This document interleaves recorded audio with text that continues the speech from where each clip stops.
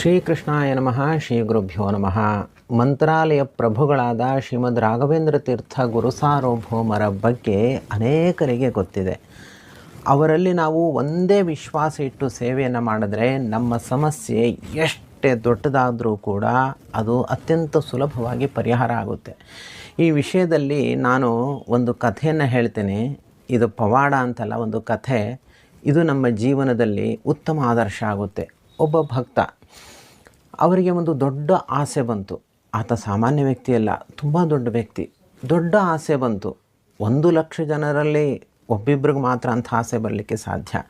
ಅಷ್ಟು ದೊಡ್ಡ ಆಸೆ ಬಂತು. ಆಸೆ ಪೂರೈಸ್ಕೊಳ್ಳಿಕ್ಕೆ ಏನು ಮಾಡಬೇಕು? 10 ಉಪಾಯಗಳನ್ನು ಯೋಚನೆ ಮಾಡ್ತಾರೆ. ಅವ್ರಿಗೆ ಗೊತ್ತಾಯಿತು, ಮಂತ್ರಾಲಯಕ್ಕೆ ಹೋಗಿ ರಾಯರ ಸೇವೆಯನ್ನು ಮಾಡಿದ್ರೆ ನನ್ನ ಈ ಆಸೆ ಈಡೇರುತ್ತೆ ಅಂತ. ಅವರು ವಿಚಾರ ಮಾಡ್ದೇ ಒಂದೇ ವಿಶ್ವಾಸದಲ್ಲಿ ಮಂತ್ರಾಲಯಕ್ಕೆ ಹೋಗ್ತಾರೆ. ಮಂತ್ರಾಲಯಕ್ಕೆ ಹೋಗಿ ರಾಯರ ಬಳಿ ಸಂಕಲ್ಪವನ್ನು ಮಾಡಿ, ತಮ್ಮ ಉದ್ದಿಷ್ಟವಾದ ಏನು ಅಪೇಕ್ಷೆ ಇದೆ ಅದನ್ನು ಸಂಕಲ್ಪ ಮಾಡಿ ಸೇವೆಯನ್ನು ಪ್ರಾರಂಭ ಮಾಡ್ತಾರೆ. ಸೇವೆಯನ್ನು ಮಾಡ್ತಾ ಮಾಡ್ತಾ ಮಾಡ್ತಾ ಅನೇಕ ದಿನಗಳು, ತಿಂಗಳುಗಳೇ ಉರುಳುತ್ತವೆ. ಅವರು ಕಾಲ ಕಳೆದಂತೆ ತಮ್ಮ ಸೇವೆಯಲ್ಲಿ ಕಾಠಿಣ್ಯವನ್ನು ಅಭಿವೃದ್ಧಿ ಮಾಡ್ತಾ ಹೋಗ್ತಾರೆ. ತಿಂಗಳುಗಳು ಅಷ್ಟೇ ಇಲ್ಲ, ವರ್ಷಗಳೇ ಉರುಳಿದ್ರೂ ಕೂಡ ಅವರಿಗೆ ತಮ್ಮ ಸೇವೆ ಯಾವ ಉದ್ದೇಶಕ್ಕೆ ಮಾಡ್ತಾ ಇದ್ದೀರಲ್ಲ ಆ ಸೇವೆಯ ಫಲ ಸಿಗೋದೇ ಇಲ್ಲ. ಸಿಗುತ್ತೆ ಅನ್ನೋ ಸೂಚನೆಯೂ ಕೂಡ ಸಿಗೋದಿಲ್ಲ. ಅವರಿಗೆ ಸಂಶಯ ಬರುತ್ತೆ, ಮಂತ್ರಾಲಯದಲ್ಲಿರುವಂತಹ ರಾಯರು ನಿಜವಾಗಿಯೂ ಕೂಡ ಇದ್ದಾರಾ ಅಥವಾ ಸುಮ್ಮನೆ ಭಕ್ತರ ಇದೊಂದು ಸುಮ್ಮನೆ ಒಂದು ಭಾವನೆ ಅಷ್ಟೇನಾ? ಬಂದವರಿಗೆಲ್ಲ ಇವರು ಫಲ ನೀಡುವುದು ಸತ್ಯನಾ? ಯಾಕೆಂದರೆ ನಾನು ಇಷ್ಟು ಅನೇಕ ವರ್ಷಗಳ ಕಾಲ ಒಂದೇ ಮನಸ್ಸಿನಲ್ಲಿ ದೃಢ ವಿಶ್ವಾಸದಲ್ಲಿ ರಾಯರ ಸೇವೆಯನ್ನು ಮಾಡಿದ್ದೀನಿ. ಬ್ರಹ್ಮಚರ್ಯದಿಂದ ಅಖಂಡವಾಗಿ ನಾನು ಸೇವೆಯನ್ನು ಮಾಡಿದ್ರೂ ಕೂಡ ರಾಯರು ನನಗೆ ಫಲವನ್ನು ನೀಡ್ತಾ ಇಲ್ಲ. ಉಳಿದವರೆಲ್ಲ ಸುಮ್ಮನೆ ಬರ್ತಿದ್ದಾರಾ ಅಂತ ಒಂದು ಸಂಶಯ ಬರುತ್ತೆ. ಅವರು ಅಲ್ಲಿಗೆ ಸುಮ್ಮನೆ ಕೂತ್ಕೊಳ್ಳೋದಿಲ್ಲ. ಆ ಮಂತ್ರಾಲಯಕ್ಕೆ ಬರುವಂತಹ ಎಲ್ಲ ಭಕ್ತರ ಬಳಿ ಪ್ರಶ್ನೆಯನ್ನು ಮಾಡ್ತಾ ಹೋಗ್ತಾರೆ, ನಿಮಗೆ ಫಲ ಸಿಕ್ಕಿದೆಯಾ ಅಂತ. ಅವರು ಪ್ರತಿಯೊಬ್ಬ ಭಕ್ತರು ಕೂಡ ತಮ್ಮ ತಮ್ಮ ವಿಚಿತ್ರ ಅನುಭವಗಳನ್ನು ಹೇಳ್ತಾ ಹೋಗ್ತಾರೆ. ಹೌದು, ನಾವು ಹಿಂದೆ ಬಂದು 1 ವಾರ ಸೇವೆ ಮಾಡಿದ್ದು, ಇಂಥ ಫಲ ನಮಗೆ ಸಿಕ್ತು, ನಾನು ಇಂಥ ಊರಿನವನು, ಹೀಗೆಲ್ಲ ಹೇಳ್ತಾ ಹೋಗ್ತಾರೆ. ಕೆಲವ್ರು ಹೇಳ್ತಾರೆ, ರಾಯರು ನಮಗೆ ಸ್ವಪ್ನದಲ್ಲಿ ಕಾಣಿಸ್ಕೊಂಡ್ರು. ಇನ್ನು ಕೆಲವ್ರು ಹೇಳ್ತಾರೆ, ಇಲ್ಲ ರಾಯರು ನಮ್ಗೆ ಪ್ರತ್ಯಕ್ಷವಾಗಿಯೇ ಕಂಡ್ರು. ಇನ್ನು ಕೆಲವ್ರು ಹೇಳ್ತಾರೆ, ನನಗೆ ಮದುವೆ ಆಗಿರಲಿಲ್ಲ, ಮದುವೆ ಆಯಿತು. ಮಕ್ಕಳಾಗದೇ ಇರೋರು, ಹೌದು ನನಗೆ ಮಗು ಹುಟ್ಟಿತು. ಮನೆ ಆಗುತ್ತೆ ಅನ್ನೋ ನಿರೀಕ್ಷಣೆ ಇರಲಿಲ್ಲ, ನಾನು ಮನೆ ಕಟ್ಟಿಸ್ದೆ. ನಾನು ತುಂಬ ಬಡವಾಗಿದ್ದೆ, ನನಗೆ ಒಳ್ಳೆಯ ಕೆಲಸ ಸಿಕ್ತು. ಹೀಗೆ ಒಬ್ಬೊಬ್ಬರು ಕೂಡ ಒಂದೊಂದು ವಿಚಿತ್ರ ಅನುಭವಗಳನ್ನು ಹೇಳ್ತಾ ಹೋಗ್ತಾರೆ. ಆವಾಗ ಅವ್ರಿಗನ್ಸುತ್ತೆ, ಇಲ್ಲ ರಾಯರು ಇರೋದು ಇಲ್ಲಿ ಸತ್ಯ, ರಾಯರು ಫಲ ಕೊಡ್ತಾ ಇರೋದು ಕೂಡ ಸತ್ಯ, ಹಾಗಿದ್ರೆ ನನ್ನ ಸೇವೆಯಲ್ಲೇ ಏನೋ ಒಂದು ಸಮಸ್ಯೆ ಆಗಿರಬೇಕು ಅಂತ ಆ ವ್ಯಕ್ತಿಗೆ ಅನಿಸುತ್ತೆ. ಮುಂದಿನ ದಿನಗಳಲ್ಲಿ ಅವರು ಮತ್ತಷ್ಟು ವಿಶ್ವಾಸದಲ್ಲಿ ರಾಯರನ್ನು ಸೇವೆ ಮಾಡ್ತಾ ಹೋಗ್ತಾರೆ. ವಿಚಿತ್ರ ರೀತಿಯಲ್ಲೇ ಸೇವೆಯನ್ನು ಮಾಡ್ತಾರೆ. ಅಖಂಡವಾಗಿ ರಾಯರನ್ನು ಸೇವೆ ಮಾಡಿದ್ರೂ ಕೂಡ ಪುನಃ ಇವರಿಗೆ ಫಲ ಸಿಗೋದೇ ಇಲ್ಲ. ಈ ಭಕ್ತರಿಗೆ ಏನು ಮಾಡೋದು ಅರ್ಥ ಆಗೋದಿಲ್ಲ. ಇವರಿಗೆ ರಾಯರ ಮೇಲೆ ಸಿಟ್ಟು ಬರುತ್ತೆ. ಅಲ್ಲ ರಾಯರೇ, ಎಲ್ರಿಗೂ ಫಲ ಕೊಡ್ತಾ ಇದ್ದೀರಿ, ನನಗೆ ನೀವು ಫಲ ಕೊಡ್ತಾ ಇಲ್ಲ ಅಲ್ವಾ ಅಂತ ಅಂದ್ಕೊಂಡು ರಾಯರ್ಕಿಂತ ದೊಡ್ಡವರು ಯಾರು? ಶ್ರೀನಿವಾಸ ದೇವರು ತಾನೆ. ನೇರವಾಗಿ ತಿರುಪತಿ ಶ್ರೀನಿವಾಸನ ದೇವರ ಹತ್ರ ಹೋಗ್ತಾರೆ. ದರ್ಶನ ಮಾಡಿಬಿಟ್ಟು ಹುಂಡಿಯ ಒಳಗಡೆ ಒಂದು ಚೀಟಿಯನ್ನು ಹಾಕ್ತಾರೆ ಆ ಭಕ್ತರು. ಆ ಚೀಟಿಯಲ್ಲಿ ಆ ಭಕ್ತ ಏನು ಬರೆದಿರ್ತಾರೆ ಅಂತಂದರೆ, ರಾಯರ ಬಗ್ಗೆ ಅಪಾರವಾದ ವಿಶ್ವಾಸವನ್ನು ನಾನು ಇಟ್ಟು ಮಂತ್ರಾಲಯಕ್ಕೆ ಹೋಗಿ ಇಷ್ಟು ವರ್ಷಗಳ ಕಾಲ ಸೇವೆಯನ್ನು ಮಾಡಿದೆ. ರಾಯರು ಪ್ರತಿಯೊಬ್ಬರಿಗೂ ಕೂಡ ಫಲವನ್ನು ನೀಡ್ತಾ ಇದ್ದಾರೆ, ಆದರೆ ನನಗೆ ಮಾತ್ರ ಫಲವನ್ನೇ ನೀಡ್ತಾ ಇಲ್ಲ. ಆದ್ದರಿಂದ ರಾಯರನ್ನು ವಿಚಾರಣೆ ಮಾಡಬೇಕು ಅಂತ ಆ ಚೀಟಿಯಲ್ಲಿ ಬರೆದು ಹುಂಡಿ ಒಳಗಡೆ ಹಾಕಿರ್ತಾರೆ. ಮರುದಿವಸ ಆ ಭಕ್ತನಿಗೆ ಸ್ವಪ್ನ ಆಗುತ್ತೆ. ಸ್ವಪ್ನ ಎಷ್ಟು ವಿಚಿತ್ರ ಆಗಿತ್ತು, ಎಷ್ಟು ಅದ್ಭುತವಾಗಿತ್ತು ಸ್ವಪ್ನ ಅಂತಂದರೆ, ಆ ಸ್ವಪ್ನ ಅಂತಂದರೆ ಅದೊಂದು ಸ್ವಪ್ನದಲ್ಲಿ ಒಂದು ಕೋರ್ಟ್ ನಡೀತಾ ಇದೆ, ಕೋರ್ಟ್ ಹಾಲು. ಅಲ್ಲಿ ಜಡ್ಜ್ ಯಾರು ಅಂತಂದರೆ ಸಾಕ್ಷಾತ್ ಶ್ರೀನಿವಾಸ ದೇವರು ಕರಿ ಕೋಟನ್ನು ಹಾಕ್ಕೊಂಡು 3 ನಾಮ ಹಾಕ್ಕೊಂಡು ತೇಜಸ್ವಿ ಮುಖದಿಂದ ಆ ನ್ಯಾಯಾಧೀಶರಾಗಿ ಅಲ್ಲಿ ಕೂತಿದ್ದಾರೆ. ಒಂದು ಕಡೆ ಫಿರ್ಯಾದುದಾರರಾಗಿ ಇವರು ಯಾರು ಈ ಭಕ್ತ ಇದ್ದಾನಲ್ಲ ಅವನು ಒಂದು ಕಡೆ ನಿಂತಿದ್ದಾನೆ. ಕಂಪ್ಲೇನೆಂಟ್ ಆಗಿ ಈ ಭಕ್ತ ನಿಂತರೆ, ಅಕ್ಯೂಸ್ಡ್ ಆಗಿ ರಾಯರು ಮತ್ತೊಂದು ಕಡೆ ನಿಂತಿದ್ದಾರೆ, ಕಟ್ಕಟೆಯಲ್ಲಿ ನಿಂತಿದ್ದಾರೆ. ಹೀಗಿರಬೇಕಾದ್ರೆ ನ್ಯಾಯಾಧೀಶರು ಮೊಟ್ಟ ಮೊದಲು ಇವನ ದೂರನ್ನು ಆಲಿಸ್ತಾರೆ. ಆಗ ಫಿರ್ಯಾದುದಾರನಾಗಿರುವಂತಹ ಈ ಭಕ್ತ ಹೇಳ್ತಾ ಹೋಗ್ತಾನೆ, ಅನೇಕ ಸಾಕ್ಷಿಗಳನ್ನು ನೀಡ್ತಾ ಹೋಗ್ತಾನೆ. ನಾನು ಮಂತ್ರಾಲಯಕ್ಕೆ ಇಂಥ ದಿವಸದಲ್ಲಿ ಹೋದೆ, ಇಷ್ಟು ದಿವಸಗಳ ಕಾಲ ಸೇವೆ ಮಾಡಿದೆ, ನನ್ನ ಸೇವೆಯ ಕ್ರಮ ಹೇಗೀಗಿತ್ತು, ನಾನು ಕ್ರಮೇಣ ಅದನ್ನು ಅಭಿವೃದ್ಧಿಗೊಳಿಸ್ತಾ ಬಂದೆ. ಹೀಗೆಲ್ಲ ಆ ನ್ಯಾಯಾಧೀಶರ ಮುಂದೆ ಹೇಳೋದು ಅಷ್ಟೇ ಅಲ್ಲದೆ ರಾಯರು ಯಾರ್ಯಾರಿಗೆ ಎಂಥೆಂಥ ಫಲಗಳನ್ನು ಕೊಟ್ಟಿದ್ದಾರೆ, ಕಣ್ಣು ಕೊಟ್ಟಿದ್ದಾರೆ, ಕಾಲು ಕೊಟ್ಟಿದ್ದಾರೆ, ಕೈ ಕೊಟ್ಟಿದ್ದಾರೆ, ವಿದ್ಯೆಯನ್ನು ನೀಡಿದ್ದಾರೆ, ಹಾಗೂ ಮಕ್ಕಳು, ಮನೆ ಇತ್ಯಾದಿ ಅನೇಕ ವರಗಳನ್ನು ಬರುವಂತಹ ಭಕ್ತರಿಗೆ ನೀಡ್ತಾನೇ ಇದ್ದಾರೆ. ಆದರೆ ನನ್ನ ಈ ಸೇವೆಯನ್ನು ಅವರು ಸ್ವೀಕಾರ ಮಾಡಿದಾರೋ ಇಲ್ಲೋ ಗೊತ್ತಿಲ್ಲ, ಆದರೆ ನನಗೆ ಯಾವ ಫಲವನ್ನು ಕೂಡ ಅವರು ಕೊಡ್ತಾ ಇಲ್ಲ. ಹೀಗೆ ಆ ಫಿರ್ಯಾದುದಾರನಾಗಿರುವಂತಹ ಭಕ್ತ ನ್ಯಾಯಾಧೀಶರ ಮುಂದೆ ಎಲ್ಲ ದೂರನ್ನು ಸಲ್ಲಿಸ್ತಾರೆ. ಅನಂತರ ನ್ಯಾಯಾಧೀಶರು ರಾಯರನ್ನು ವಿಚಾರಣೆ ಮಾಡಲಿಕ್ಕೆ ಪ್ರಾರಂಭ ಮಾಡ್ತಾರೆ. ಶ್ರೀನಿವಾಸ ದೇವರು ಸಾಕ್ಷಾತ್ತಾಗಿ ರಾಯರು ಶ್ರೀನಿವಾಸ ದೇವರ ಮುಂದೆ ಎಲ್ಲವನ್ನೂ ಹೇಳ್ತಾ ಹೋಗ್ತಾರೆ. ಹೌದು, ಈ ಭಕ್ತ ಹೇಳಿದಂತೆ ನಾನು ಇಂತಿಂಥ ಊರಿನಿಂದ ಬಂದಿರುವಂತಹ ಭಕ್ತರಿಗೆ ಎಲ್ಲ ವರಗಳನ್ನು ನಾನು ಕೊಟ್ಟಿರುವುದು ಸತ್ಯ. ಯಾಕೆ ಅಂದರೆ ಅವರ ಅಪೇಕ್ಷೆಗಳು ಬಹಳ ಸಣ್ಣದು.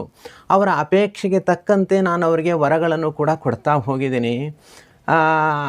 ಅವರ ಅಪೇಕ್ಷೆ ಈಡೇರಲಿಕ್ಕೆ ಅಷ್ಟೇ ದಿವಸಗಳ ಸೇವೆ ಅವ್ರಿಗೆ ಸಾಕಿತ್ತು. ಆದರೆ ಈ ಭಕ್ತನಿಗಿರುವಂತಹ ಆಸೆ, ಅಪೇಕ್ಷೆ ಅಂತಿಂಥದ್ದಲ್ಲ, ಬಹಳ ದೊಡ್ಡ ಆಸೆ ಇವನಿಗಿದೆ. ಇವನೇನು ಆಸೆ ಇಟ್ಕೊಂಡಿದ್ದಾನೆ ಗೊತ್ತಾ?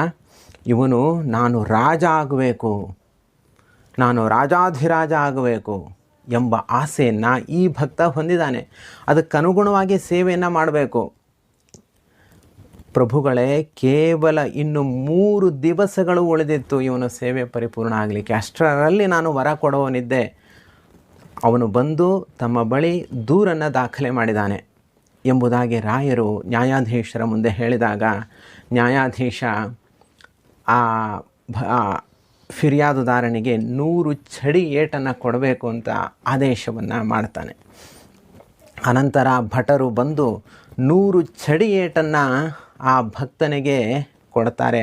ಆ ಚಡಿ ಏಟು ಅಂದರೆ ಎಷ್ಟು ವೇದನೆಯಿಂದ ಕೂಡಿರುತ್ತೆ ಗೊತ್ತಲ್ಲ. ಆ ವೇದನೆಯನ್ನು ತಡ್ಕೊಳ್ಳಿಕ್ಕಾಗದೆ ಆ ಭಕ್ತನಿಗೆ ನಿದ್ರೆಯಿಂದ ಎಚ್ಚರ ಆಗುತ್ತೆ, ಕನಸು ಅಲ್ಲಿಗೆ ಮುಗಿಯುತ್ತೆ. ಅವನಿಗೆ ವಿಶ್ವಾಸ ಬರುತ್ತೆ, ನಾನು ತಪ್ಪು ಮಾಡಿದೆ ಅಂತ ಭಾವನೆಯನ್ನು ಹೊಂದಿ ಕೂಡಲೇ ಮಂತ್ರಾಲಯಕ್ಕೆ ಹೊರಡ್ತಾನೆ. ಜೀವನ ಪರ್ಯಂತ ರಾಯರ ಭಕ್ತನಾಗಿ ಸೇವೆಯನ್ನು ಸಲ್ಲಿಸ್ತಾನೆ. ಆ ವ್ಯಕ್ತಿ ಮುಂದಿನ ಜನ್ಮದಲ್ಲಿ ಮೈಸೂರು ರಾಜನಾಗ್ತಾನೆ. ಆ ಮೈಸೂರು ರಾಜನಾದ ಮೇಲೂ ಕೂಡ ರಾಯರ ಭಕ್ತನಾಗೇ ಇರ್ತಾನೆ ಎಂಬ ಈ ಕಥೆ ಇತಿಹಾಸದಲ್ಲಿ ದಾಖಲಾಗಿದೆ.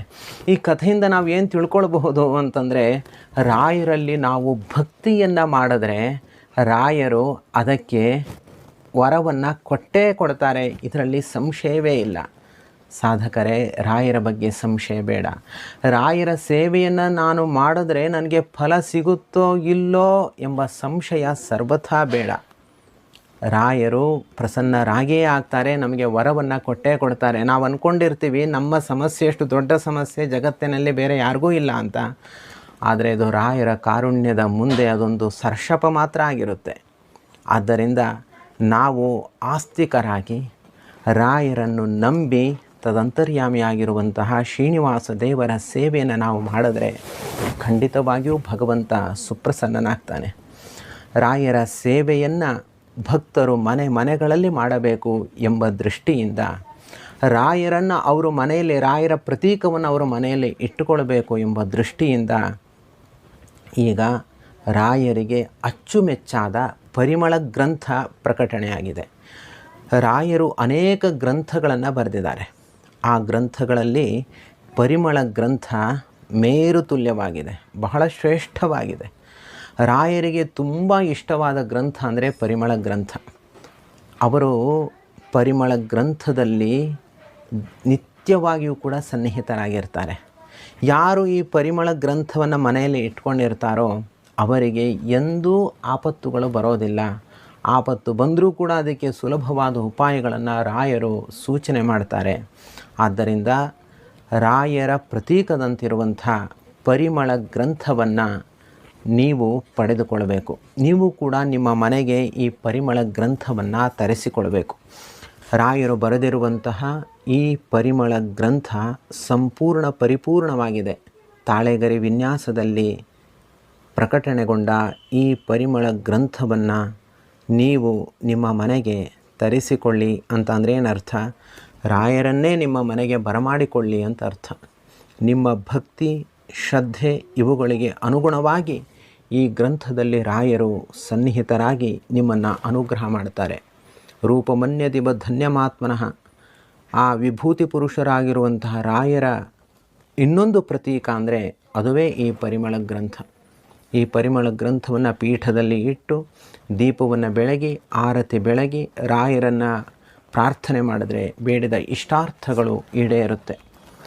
ಆದ್ದರಿಂದ ನೀವು ಈ ಪುಸ್ತಕವನ್ನು, ಈ ಗ್ರಂಥವನ್ನು, ಈ ತಾಳೆಗರಿಯನ್ನು ತರಿಸಿಕೊಳ್ಳುವುದಕ್ಕಾಗಿ ಸಂಪರ್ಕಿಸಬೇಕಾದ ವಾಟ್ಸ್ಯಾಪ್ ನಂಬರ್ ಹೀಗಿದೆ.